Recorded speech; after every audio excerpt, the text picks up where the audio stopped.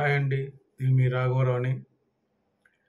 Journalist Sai ఒక పక్కా అవకాశవాది.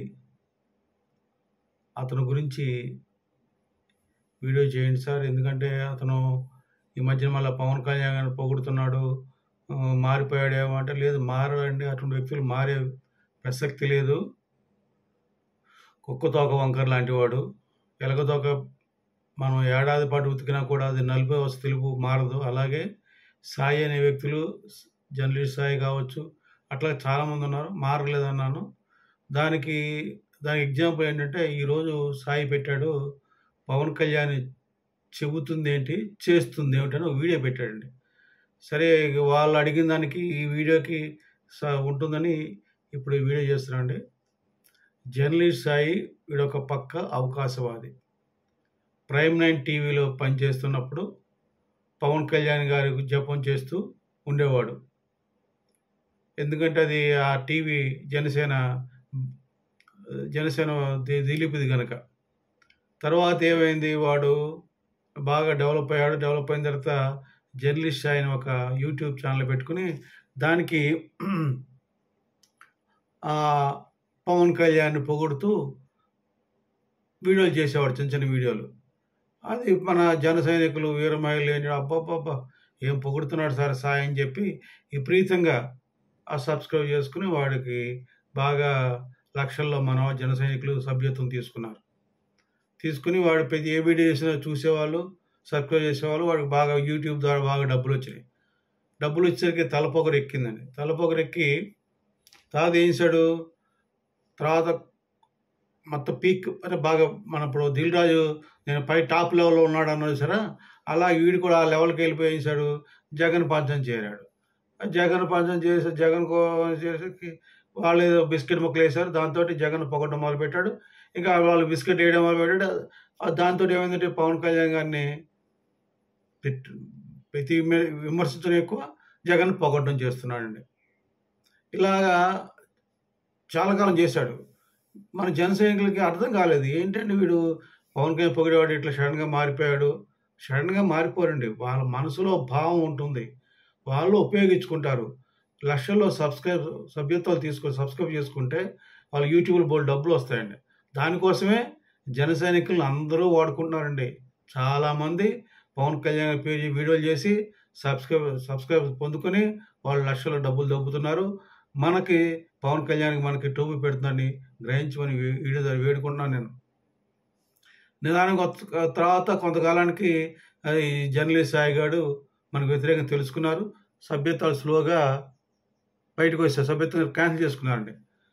తర్వాత కూటమి ప్రభుత్వం గెలిచింది. కూటమి ప్రభుత్వం ఏర్పడిన తర్వాత జర్నలిస్ట్ సాయి వీడియోలు ఎవరు చూడడం మానేశాడు. ఎందుకంటే మన జన సైనికులు బయటకు వచ్చారు, సభ్యత్వం తగ్గిపోయింది. సభ్యత్వం లేకపోయేసరికి ఏం చేయాలి, ఎలాగా ఆ పేటీఎం బ్యాచ్ వీడియోలు చూడరు కదా. అప్పుడంటే జగన్మోహన్ రెడ్డి బిస్కెట్లు వేసాడు కనుక ఆ బిస్కెట్ల కోసం చూసేవాళ్ళు. ఇప్పుడు వీడియోలు చూసేవాళ్ళు. లేకపోతే ఏమైంది, మళ్ళీ నిదానంగా పవన్ కళ్యాణ్ గారి కోసం వీడియోలు పెడుతున్నాడు. పవన్ కళ్యాణ్ కాస్త చిన్న చిన్న వీడియోలు పెడుతున్నాడు ఈ మధ్యన. అది చూసి మన వాళ్ళు సార్ చాలా మారిపోయాడు సార్. మారాడు బాబు, చూడండి. గతం మీరు గమనించారు, 2-3 వీడియోల ముందు కూడా చెప్పాను నేను. ఇటువంటి పరిస్థితుల్లో జర్నలిస్ట్ సాయి లాంటి వ్యక్తులు మారరు. పుట్టుకతో పుట్టిన బుద్ధి పొడకలతో చనిపోయేటప్పుడు పోతుంది. అట్లాగే ఇతను ఒకడు, ప్రసాద్ అని ఒకడు ఉన్నాడు. కొంతమంది దుర్మార్గులు, వాళ్ళు ఎప్పుడు కూడా విషయం కక్కుతుంటారు. రామకృష్ణ ఒకడు, వాళ్ళు కొంతమంది వ్యక్తులు, రామకృష్ణ అంటే సిపిఐ రామకృష్ణ అండి. నేను ఎందుకు చెప్తున్నా అంటే, ఇటువంటి వ్యక్తులు ఖచ్చితంగా సమాజానికి ద్రోహం చేస్తుంటారు. వాళ్ళకి మనస్సాక్షి ఉండదని, వాళ్ళకి ఎంతసేపు ఎదుటి వాళ్ళని అపనిందేసి వచ్చేదాన్ని నవ్వుకునే తత్వం గల మనుషులు వీళ్ళండి. కూటమి ప్రభుత్వం పవన్ కళ్యాణ్ గురించి తెలుసుకున్నాక ఎందుకు చెప్తున్నా అంటే, పవన్ కళ్యాణ్ గురించి వీడియో చేస్తున్నాను కానీ నేను చెప్పాను కాదు. ఈరోజు వాడి విషయం అసలు స్వరూపం బయటపడిందండి వాడిది. ఈరోజు ఒక వీడియో చేశాడు. పవన్ కళ్యాణ్ చెబుతుంది ఏమిటి, చేస్తుంది ఏమిటి అట. అంటే మొన్న ఈ మధ్యన 2 రోజుల క్రితం పవన్ కళ్యాణ్ గారు ఆర్డర్లు వేసారు. ఆర్డర్ ప్రకారం ఏమైందండి, మన అన్ని థియేటర్లకు వెళ్ళి ఆ థియేటర్లలో తనిఖీలు చేశారు. తనిఖీలు చేసి కొన్ని విషయాలు గ్రహించారు. కొన్ని పారిశుద్ధ్యం సరిగ్గా లేదని, కొన్ని తినుబండారాల మీద మూతలు సరిగ్గా లేవండి, తర్వాత కుర్చీలు సదుపాయం సరిగ్గా లేదని కొన్ని కొన్ని అసౌకర్యాలు కలిగి కొన్ని నోటీసులు ఇస్తా ఉన్నారు. వాళ్ళు ఏం చెప్పారు ప్రెస్ మీట్‌లో, మేము వివరాలన్నీ కూడా కలెక్టర్ గారికి అందజేస్తామండి అన్నారు. వాళ్ళ వీడియోలో వాడు ఏం మాట్లాడతాడండి? ఏంటి చూసారు, వచ్చేసారు, ఏం పట్టించుకోరా? ఆ! వాళ్ళకి ధరలు తగ్గించమని చెప్పాలి గదా! చెప్పకపోతే ఎట్లా? ఏవండీ వాళ్ళు జస్ట్ కింద ఆఫీసర్లండి వాళ్ళు. ఒక ప్రోటోకాల్ ఉంటది. ఆయన తర్వాత వాళ్ళ తర్వాత కలెక్టర్ ఉంటాడు. కలెక్టర్ గారు రిపోర్ట్ ఇప్పుడు నోటీస్ ఇస్తారండి. నోటీస్ ఇచ్చి రిప్లై తీసుకోవాలి కదా!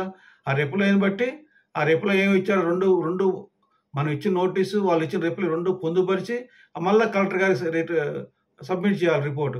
ఈ సబ్మిట్ కలెక్టర్ గారు ఏం చేస్తారు? సినిమాటోగ్రఫీ మంత్రి కందులు దుర్గేష్ గారిని కలుస్తారు. ఆయన ఏం చేస్తాడు? ఈ రిపోర్ట్‌లన్నీ తీసుకొని పవన్ కళ్యాణ్ కలుస్తారు. ఇట్లా రిపోర్ట్‌లున్నాయని. పవన్ కళ్యాణ్ ఏం చేస్తారు? చంద్రబాబు నాయుడు గారికి చెప్తారు. చంద్రబాబు నాయుడు గారు చెప్తే క్యాబినెట్ మీటింగ్ పెట్టండి సార్, పెడితే ఇయన్నీ డిస్కస్ చేద్దామంటే, అక్కర్లేదు పవన్ కళ్యాణ్, ఈ ఈ విషయంలో నీకు బాగా ఈ వివరణ తెలుసు నీకు, సినిమా సంబంధించి. కనుక దీని మించి నేను నీకు నువ్వేం మాట్లాడినా, నువ్వేం డెసిషన్ తీసుకున్నా చంద్రబాబు నాయుడు నీకు సపోర్ట్ ఉంటాడని చంద్రబాబు నాయుడు గారు చెబితే పవన్ కళ్యాణ్ గారు డెసిషన్ తీసుకుంటారు. అప్పుడు నిర్ణయాలు ప్రకటిస్తారు. ఆ ప్రకారం సినిమాటోగ్రఫీ మంత్రి ప్రభుత్వం తరపున ఇస్తాడు. అదంతా మానేసి వీడేం మాట్లాడతాడు? ధరలు తగ్గించొచ్చు కదా! వాళ్ళ కోర్టుకెళ్తే ప్రభుత్వం కోర్టుకెళ్ళొచ్చు కదా!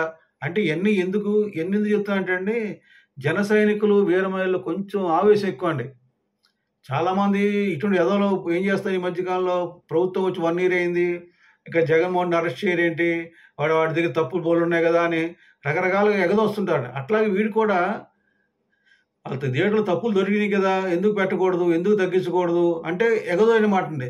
జన సైనికులు ఎగదోయడం మాట. అంటే ఇండైరెక్ట్‌గా చెడు చేయడం మాట పవన్ కళ్యాణ్ గారికి, జన సైనికులు వీళ్ళకి. ఎందుకంటే ఇటువంటి పనికిమాల ఎదవలు ఎప్పుడు కూడా సమాజానికి ద్రోహులండి వీళ్ళు. కాకపోతే పైకి నటిస్తారు.